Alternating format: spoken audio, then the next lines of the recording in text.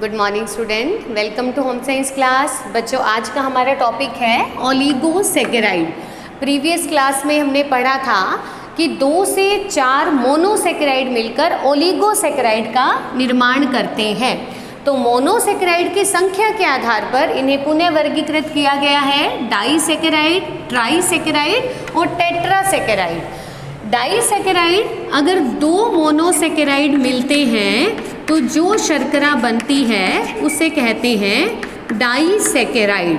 नाम से पता चल रहा है, डाई का मतलब होता है 2 मोनोसेकेराइड के अणु मिलकर डाइसेकेराइड शर्करा बनाते हैं। इसके एग्जाम्पल हैं बच्चों, फर्स्ट है सुक्रोज। सुक्रोज सिंपल शर्करा, सिंपल चीनी होती है जो कि हम हमारे किचन में यूज़ करते हैं। ये बनी होती है एक अणु ग्लूकोज और एक अणु जो है वो फ्रक्टोज का। एक अणु ग्लूकोज और एक अणु फ्रक्टोज के मिलते हैं तो जो शर्करा बनती है वो है सुक्रोज। दूसरा इसका एग्जाम्पल है लैक्टोज।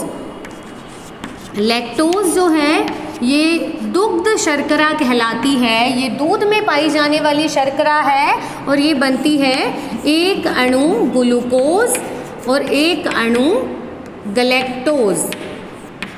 एक अणु ग्लूकोज और एक अणु गलैक्टोज का जब मिलते हैं तो वो शर्करा बनती है लैक्टोज। ये दूध में पाई जाने वाली शर्करा है। नेक्स्ट आ जाता है इसका एग्जाम्पल माल्टोज। माल्टोज गेहूं में पाई जाने वाली शर्करा है और ये एक अणु ग्लूकोज और एक अणु मैनोज से मिलकर बनती है। ये तीनों शर्कराएं जो हैं ये डाइसेकेराइड कहलाती है। नेक्स्ट आ जाता है ट्राइसेकेराइड। जब 3 अणु मोनोसेकेराइड के मिलते हैं तो जो शर्करा बनती है उसे कहते हैं ट्राइसेकेराइड। नाम से ही पता चल रहा है, ट्राई मतलब 3 मोनोसेकेराइड के अणु मिलते हैं और ट्राइसेकेराइड शर्करा का निर्माण करते हैं। इसका एग्जाम्पल है रेफिनोज। रेफिनोज जो शर्करा है ये लहसुन और प्याज की ट्रांसपेरेंट झिल्ली में पाई जाती है। उसके ऊपर से जो पतली ट्रांसपेरेंट परत निकलती है उसमें रेफिनोज शर्करा पाई जाती है और ये बनती है एक अणु ग्लूकोज, एक अणु फ्रक्टोज और एक अणु गलैक्टोज से। मतलब 3 मोनोसेकेराइड मिलती हैं तो ट्राइसेकेराइड शर्करा का निर्माण होता है। नेक्स्ट आ जाता है टेट्रासेकेराइड। टेट्रा मतलब 4। जब 4 मोनोसेकेराइड मिलते हैं तो जो शर्करा बनती है उसे कहते हैं टेट्रासेकेराइड। टेट्रासेकेराइड का एग्जाम्पल है स्टैचियोज। स्टैचियोज एक प्रकार की जड़ है, एक पौधे की जड़ है। ये भी 2 अणु ग्लूकोज, एक अणु फ्रक्टोज और एक अणु गलैक्टोज से मिलकर बनी होती है। तो इसमें 4 मोनोसेकेराइड होते हैं। नेक्स्ट प्रकार की जो शर्करा है वो है पॉलीसेकेराइड। नाम से पता चल रहा है, पॉली का मतलब बहुत अधिक संख्या में। जब बहुत अधिक संख्या में मोनोसेकेराइड मिलते हैं तो जो शर्करा बनती है उसे कहते हैं पॉलीसेकेराइड। इसे पुनः 2 वर्गों में वर्गीकृत किया गया है, रेशे और स्टार्च।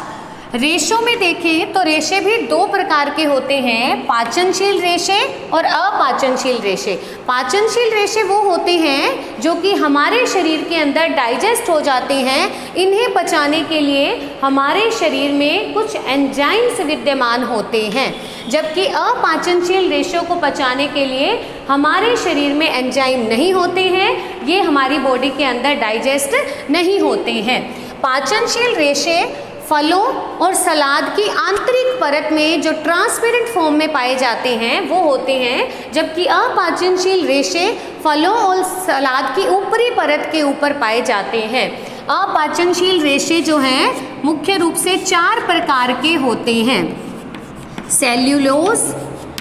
सेल्यूलोज जो है ये मुख्य रूप से पत्तियों में, घास फूस में पाया जाता है और इसको पचाने के लिए हमारे शरीर में एंजाइम नहीं होते हैं, बल्कि इसको पहचाने के लिए जो है वो एनिमल्स की बॉडी के अंदर एंजाइम पाए जाते हैं। सेल्यूलोज जो है वो सेल्यूलेज नामक एंजाइम से पचता है। यह एंजाइम मानव शरीर के अंदर नहीं बनता है, एनिमल्स के अंदर यह एंजाइम बनता है, इसीलिए वो पत्तों को डाइजेस्ट कर जाते हैं। जबकि हम पत्तों के फॉर्म में जो रेशे लेते हैं, पत्तेदार सब्जियां जो खाते हैं, उनमें जो सेल्यूलोज उपस्थित होता है वो हमारे शरीर से अपशिष्ट पदार्थों के साथ बाइंड होकर बाहर निकल जाता है। दूसरा है हेमीसेल्यूलोज। ये भी एक प्रकार का अपाचनशील रेशे हैं और ये भी हरी पत्तेदार सब्जियों में मुख्य रूप से पाए जाते हैं। तीसरा है लिग्निन।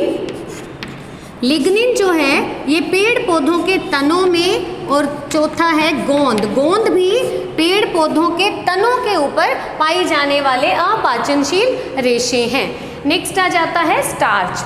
स्टार्च भी 2 प्रकार की होती है, प्राणिज स्टार्च और फलों की स्टार्च।